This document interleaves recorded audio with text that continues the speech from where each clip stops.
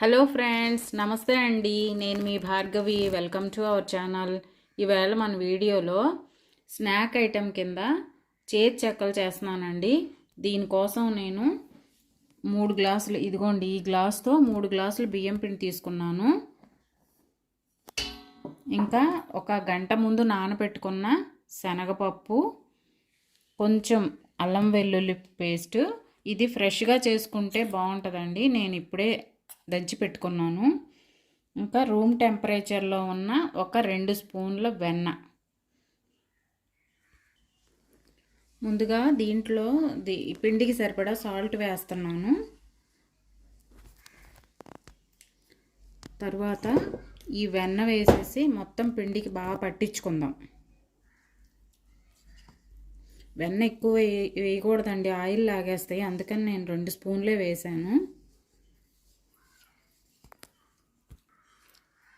పిండికి వెన్న బాగా పట్టుకుందండి. ఇప్పుడు దీంట్లో అల్లం వెల్లుల్లి పేస్ట్ వేస్తున్నాను.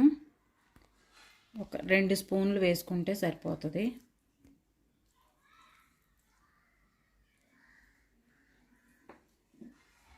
కొద్దిగా కరివేపాకు,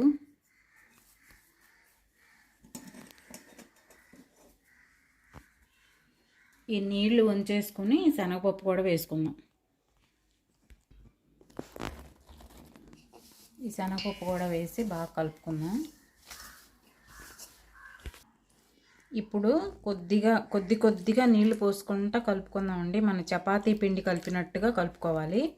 కొద్దిగా వేసుకుందాం వాటర్.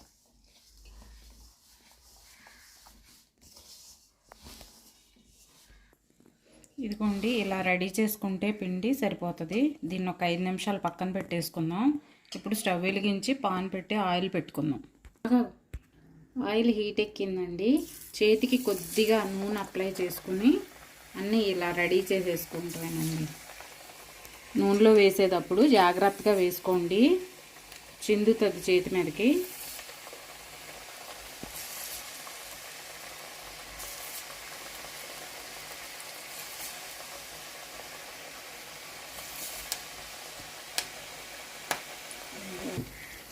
ఇవి వేగుతున్నాయండి. కొంచెం అటు ఇటు తిప్పుకుందాము. అటువైపు కూడా ఒకసారి తిప్పుకుందాం.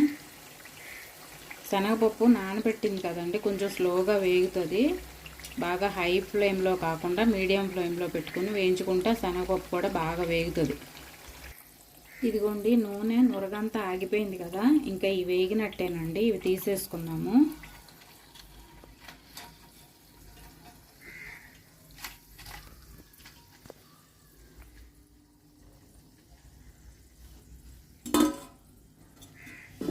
ఈ లోపల నేను ఇంకో ఆయిల్ రెడీ చేసుకున్నానండి. అవి ఆయిల్లో వేసేద్దాం. ఇలాగే మనం కలుపుకున్న పిండి అంతా వేసుకోవడమేనండి. ఇదే పిండిలో అండి కొద్దిగా ఉల్లిపాయను పచ్చిమిరపకాయ, ఉల్లిపాయలు కొద్దిగా లావుగా కోసుకోవాలి. ఇలా కూడా వేసుకుంటే చాలా బాగుంటాయండి ఉల్లిపాయ కాంబినేషన్లో. అందుకని నేను కొద్దిగా కూడా వేస్తున్నాను. ఉల్లిపాయలు మటుకు లావుగా కోసుకోవాలి, లేకపోతే మాడిపోతాయి. కలిపేసుకుని కూడా వేసుకున్నాం. ఇదిగోండి, ఉల్లిపాయ పచ్చిమిరపకాయలు కలిపాను కదా, అవి వేస్తున్నాను. పచ్చిమిరపకాయలు టప్టప్లాడుతాయండి, కొంచెం జాగ్రత్తగా వేసుకోండి.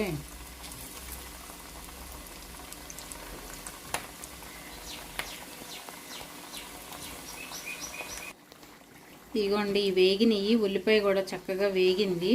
తీసేస్తున్నాను. ఇంతేనండి మన టేస్టీ చేతి చెక్కలు. ఇదిగోండి, ఉల్లిపాయ వేసినవి అయితే భలే రుచిగా ఉంటాయండి. భలే గుల్లగా కూడా వస్తాయి. ఇవి చాలా బాగుంటాయండి. మీరు కూడా ట్రై చేసి మీకు టేస్ట్ ఎలా కుదిరింది అనేది నాకు కామెంట్ చేయండి. ఈ వీడియో కనుక మీకు నచ్చినట్లయితే లైక్ చేయండి, సబ్స్క్రైబ్ చేసుకోవడం మర్చిపోకండి. Thank you for watching friends.